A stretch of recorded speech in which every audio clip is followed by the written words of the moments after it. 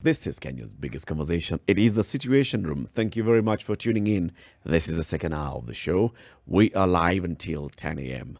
CT Muga is not in today. He's well. He's handling some personal matters of his own national importance. The world is his and his is the world. Yes. But we're here and we continue the show. Today's proverb, only a fool tests the depth of a river with both feet. Only a fool tests the depth of the river with both feet. That one is self-explanatory. If you don't get this one, we are talking about you. It's okay. You are the one we are referring to here. All right, so let's have a conversation about construction. So there's the National Construction Authority, and this National Construction Authority has been in office for a couple of years now. It was established on the back of what was happening, especially when we saw that there was serious cracks. Right. You're on a roll today, Yep. man. Well Serious done. cracks in the building sector. And so the National Construction Authority was established so that it can come and be like the one that harmonizes operations in this sector. Make sure that everybody who is working in this sector is registered, has certification. Make sure that, starting from your plumber should have an NCA sort of Certificates. recognition, right? Right. And then making sure that also they are able to go around the country inspecting all the construction that's taking place, whether it be a house, whether it be a commercial building, whatever. They're doing all this.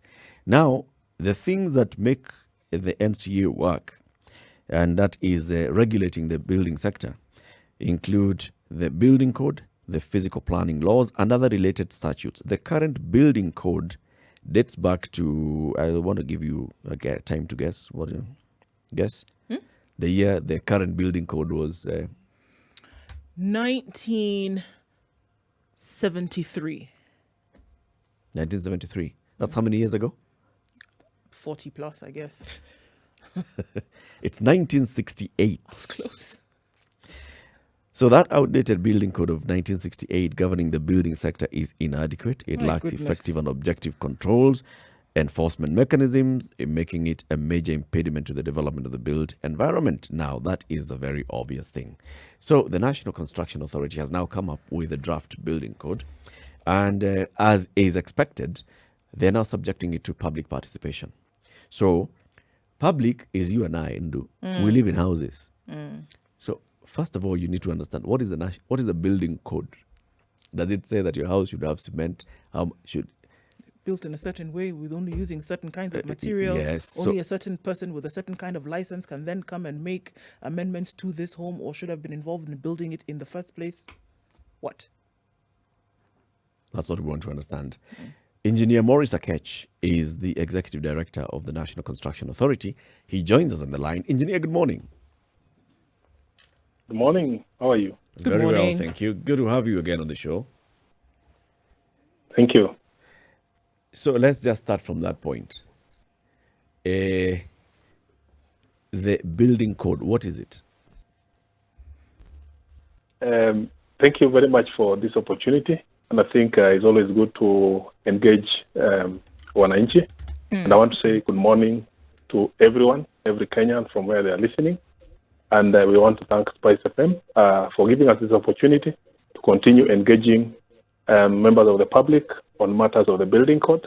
Briefly, building code, its development and enforcement is currently anchored under the National Construction Authority Act, number 41 of 2011. And basically, National Construction Authority's mandate is to oversee and coordinate the development of the construction industry. So around sometimes last year, March 2020, through the business amendment laws, NCA Act was amended to anchor the building code. And thereafter, of course, we started the process of finalization of this very, very important document.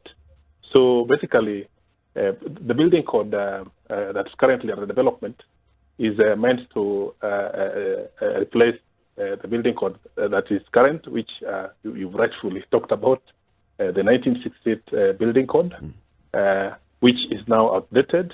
It's no longer responsive to the needs of the industry. And now we are in the process of the new document that will ensure that we focus on safety, we focus on innovation, and the quality of the built environment. That's basically the focus of the current building code, which is under development.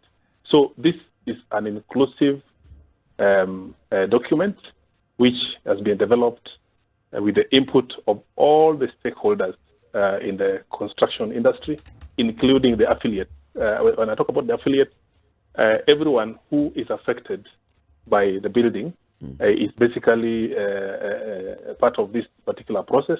And we are now in the process of, to meet our constitutional requirements of stakeholder engagement to ensure that the views of every other mwananchi who is going to be affected by this particular document, once it is published and takes the legal effect, will have their views being incorporated. So the building code is talking about this, basically the entire life cycle of the building. What do I mean? From where the design starts, when you think about a building before you see anything, up to where demolition occurs, when the building that is currently standing has to be demolished. Because sometimes when a building stands, it has outlived its usefulness, it has to be removed from where it is. So it talks about the design, talks about site preparation, talks about construction, it talks about maintenance, and it talks about the demolition, which is the last aspect of it, or construction in reverse, if you may call it. And all this must be done in a safe manner. So it has all the parts you think about. I think when you started, you indicated rightfully with a very good quote that only a fool tests the depth of the river with his or her 2 feet, meaning that even this building code is going to define how you do things, and only a fool is going to do a building without emphasizing or complying with the description in the building code. Okay. The departure of this current code and the one we are proposing and a draft is basically performance-based. Performance-based means that previously it was more prescriptive. If you wanted to do a wall, for instance, you would talk of the wall must be made of this stone and must look like this. But this one talks about what the wall must do, not what it must be made of. That gives an aspect of innovation. So basically it has 24 parts, which describes basically what you see around the building, how it is going to be made, how the spaces around it will be, how the windows will look like, how the new building will not affect the existing building nearby. And it also recognizes all the other laws that interact with the built environment. That's the Physical Planning and Land Use Act, the environmental laws, the safety, health and safety laws, all the laws you think about, the Road Act laws, and so on and so forth. So that's basically what this code is all about. Okay, what are the guarantees that this code, even as it's now being given this rebirth, what are the guarantees that it's going to be followed? Because today, I mean, one of the things that, even as we put here and we look at here, is that the danger that is posed to the lives of many when buildings are erected without following the right code of conduct. Several incidents of building failures and collapses have led to death and loss of innocent lives and property. That's a story that we hear in, year out. Building here collapses, a school collapses. It happens over and over again. What are the guarantees now with this new code it will actually be followed? And as a follow-up to that, we still see that, certain buildings that are not supposed to go up, for example, in a particular area, still go up because somebody has the power of the purse and they're able to bribe somebody, just putting it out there. How then can we be sure that this code coming in now is going to take care of all of these things?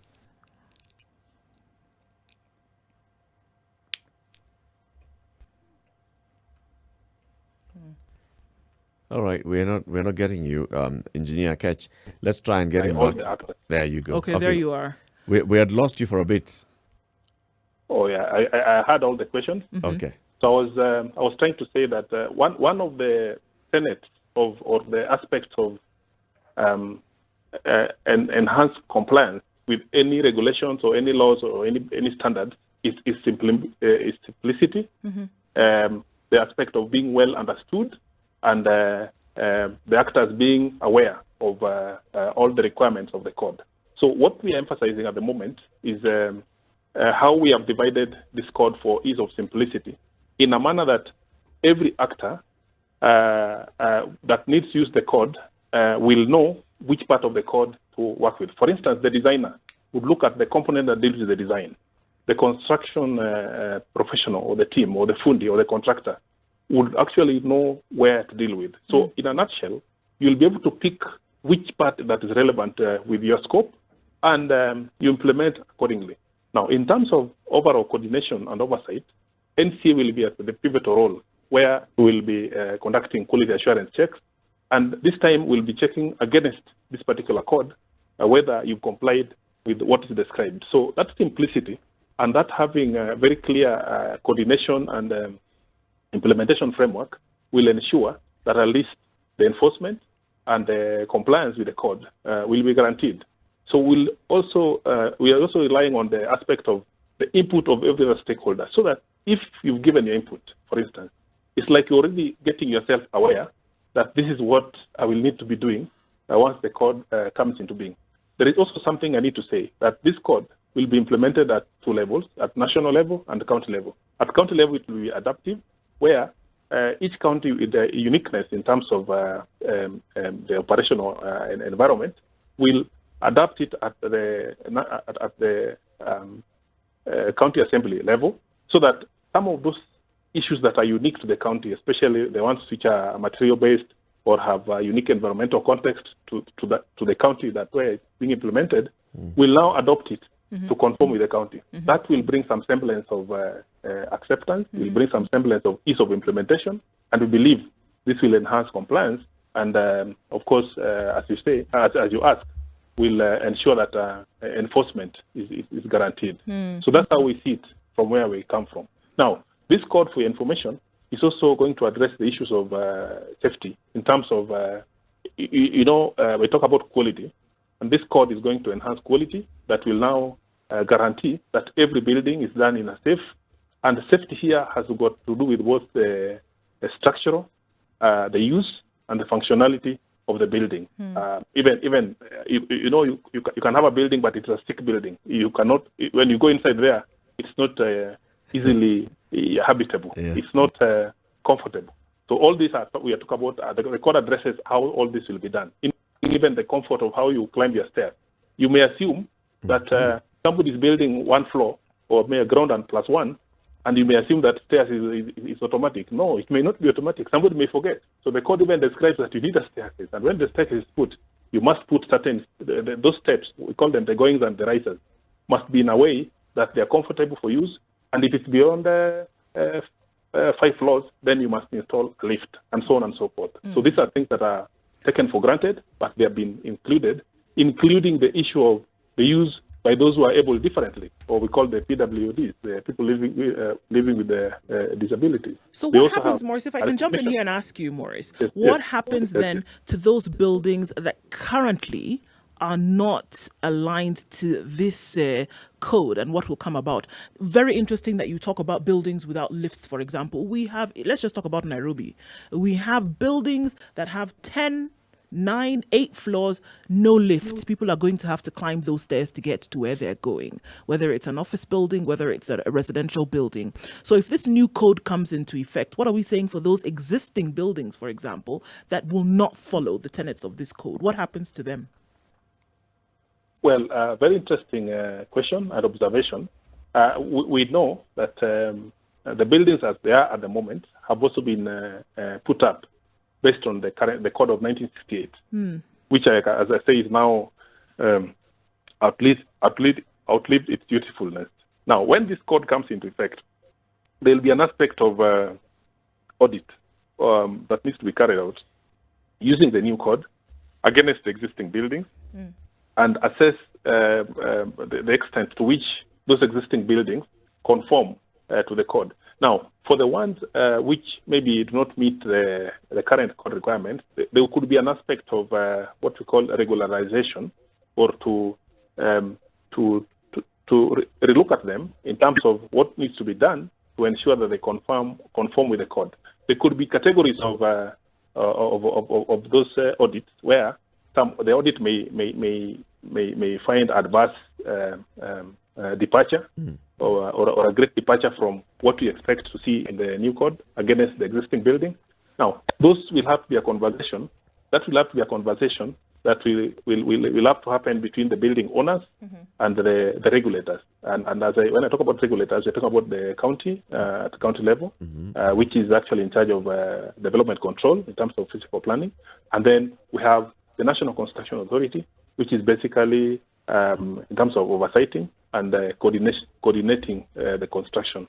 So in a nutshell, an audit will have to be carried out alongside the current code or the new code once it's published against this existing building to have an understanding of the status of those buildings and then come up with a recommendation on the way forward. You know, over a couple of years back, there was a great push and in the National Assembly, and actually it even went to some point where it became law, where buildings were then required, landlords were required to ensure that their buildings are disability compliant. Am I correct? Yes. So how does this new code address that need? Because clearly very many buildings were constructed a long time ago. They had no issue of disability compliance.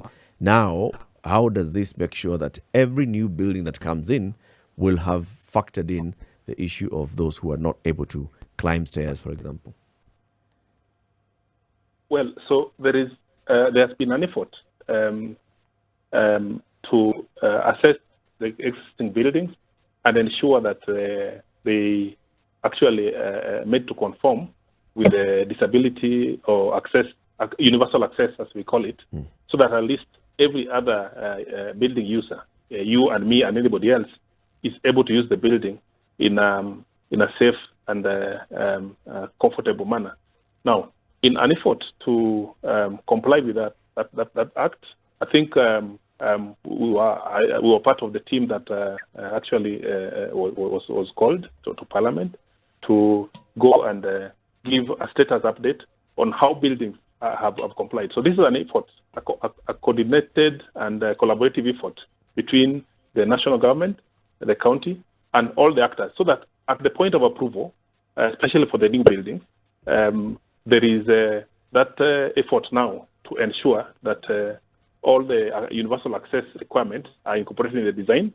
But for the new buildings, for the existing buildings, as you rightfully asked, the effort is to ensure that what needs to be put in place to ensure that there is that uniform universal access, to the extent that in the lift, if they need to be upgraded to accommodate the braille, need to be upgraded to accommodate the ramps for the external internal access of the building, and if they are having ramps around the buildings as far as possible. And all these efforts are still work in progress. Another issue would be on safety. So Yes. especially if you look at firefighting, so you'll have, I'm sure you look at very many buildings that are required to have fire hydrants and have fire safety mechanisms put in place. But the water, where does this fire hydrant connect for this building so that then the sprinklers will come on in case of fire? So what does NCA do to make sure that this actually works? It's not just something that we've ticked a box that there's going to be sprinklers in this building, but actually there's access to water. Very good. In fact, if you look at the proposed draft code, which is currently under finalization, Part 21 talks about fire safety and fire installations in a building. And it clearly says that a building shall be designed and constructed to ensure that in case of a fire, one, there is guarantee for safe evacuation. Two, there is a limit, there must be a limit to spread the fire. It must not spread beyond a certain limit.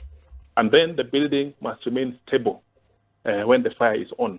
And this particular design, as is indicated here, must be done by a qualified mechanical engineer who should be able to design and certify that the fire system is robust, is integrable, and is well provided. Again, it talks about lifts to be provided, and then the rescue the fire escape staircase, and so on and so forth. So you think about fire safety, this is well provided. Now, when you talk about the fire extinguisher, or the fire suppression mechanism, if I may call it that way, it depends on what is the cause of the fire. For instance, there are many. There will be many mediums or mechanisms to use. For instance, you may use water, and that will require design for a hydrant or a hose reel. You will need a sprinkler. Sometimes you may need carbon dioxide or a gas to extinguish the fire, and so on and so forth. Yep. So there will be a design for the water storage for that building fire extinguisher system. There will be a design for any other means that will be conforming to the fire that may occur in that particular building. And this will depend also on the use of the building. If you talk about domestic building, of course, mostly it will be water, which is the basis for extinguishing the fire. But if you talk about buildings that are equipment-based, you may not use water because water may spoil the equipment. So you may use other dry means like air or carbon dioxide and so on and so forth, and other gases that may be used for extinguishing the fire. So all these are provided for in the current or in the proposed code.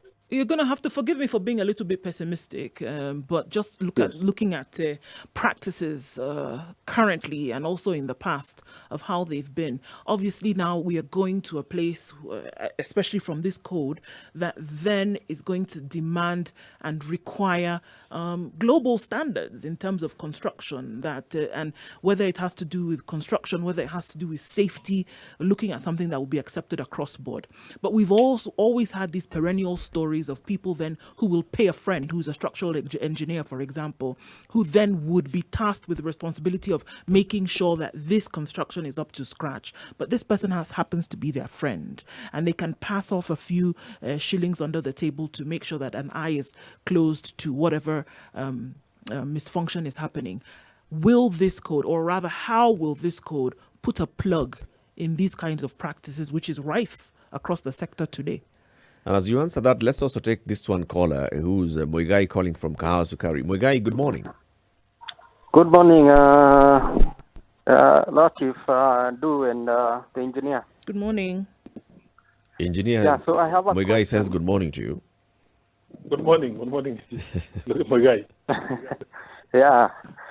So, and I want to borrow from what Latif said much earlier before you came to the show about engineering being a very disciplined area, with no room for wastage and so on. So my question is this. I know one of the challenges you would raise today is that you have challenges with resources, limited resources. But when I am doing my small construction, I see the NCA guy coming, I see the county guys coming, I see, if it's in an estate, I see the local guys coming, NEMA coming. I mean, that is not the most optimal way of working. I know there are many regulations that are guiding each of these functions, but I thought this was an opportune time, especially when you're doing some of these changes of these regulations, to create synergy and not work in silos.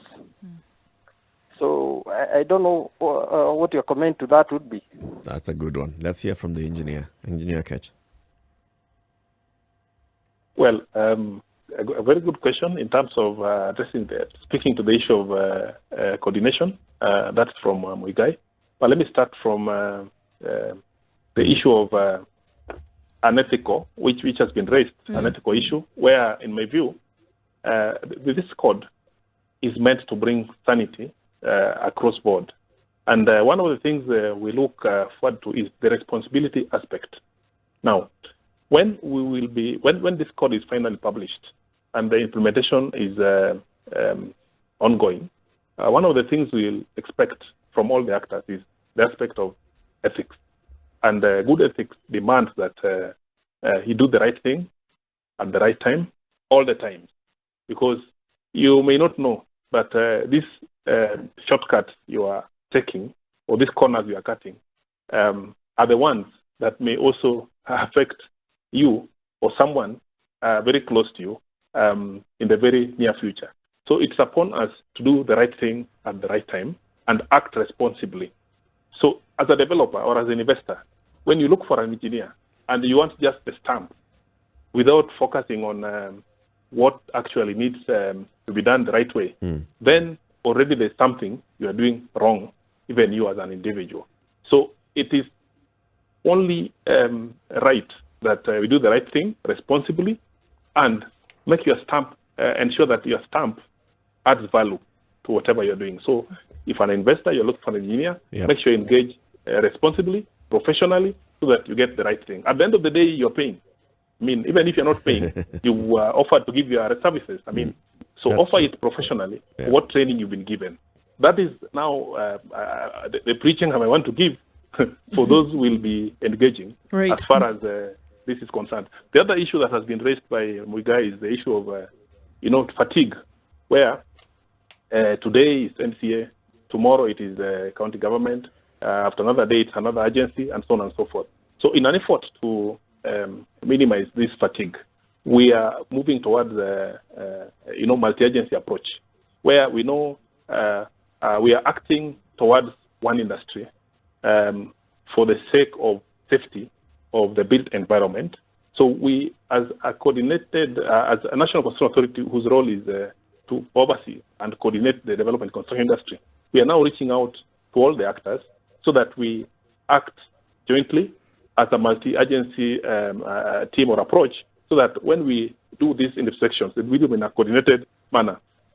And even if we don't go together, whenever information we come across, if it's not compliant, then we report back to the relevant agency for the aspects that is not compliant, so that the action can be taken. So this one-stop joint inspection or reporting mechanism is what will now remove that fatigue, so that at least people can feel that semblance of working together for the sake of the sanity of the industry. And finally, Engineer Akech, as people are listening in this morning, the various stakeholders, I can imagine the architects, engineers of various kinds, electricians, contractors, plumbers, and all those may know how to reach you.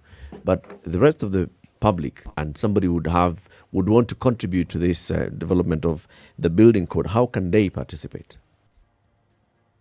Very good question. So at the beginning of this stakeholder engagement, that's around the first week of February, we actually, after we received this document from the Attorney General's office through the ministry, which is the Ministry of Transport, Infrastructure, Housing, Urban Development, Public Works, we put this particular document in the National Construction Authority website, and we also sent out sounders in terms of Twitter, Facebook, and we now started, we also had a public advertisement to inform the public that now they can read this document, which is in the website. It's quite a voluminous document, 356 pages, with several articles or paragraphs. So this is where NCA are expected to engage, and we've also given an email address there for feedback. And at the same time, we have our numbers, or online numbers, or switchboard numbers, which someone can use to call. But most importantly is the email, which is also in the website there, info@nca.go.ke, which is a very good channel for reaching out to us. And in fact, I want to appreciate all the other stakeholders who have been able to, using the same approach, write memorandums or written memorandums and write back to us, which we have been able to receive. And we have been using those ones to improve on the document, so that whatever comes out will be an all-inclusive stakeholder contributed document that will meet their objectives, their needs, and their desires for the sake of the development of the construction industry. Asante sana. Engineer Maurice Akech is the Executive Director of the National Construction Authority. They have developed a draft building code and they'd like you to participate. And like he says, go to the website nca.go.ke and you'll be able to find there and you can contribute. Asante sana, Engineer. Have a lovely day. Thank you so much. Thank you. This is the Situation Room, the only way to start your day.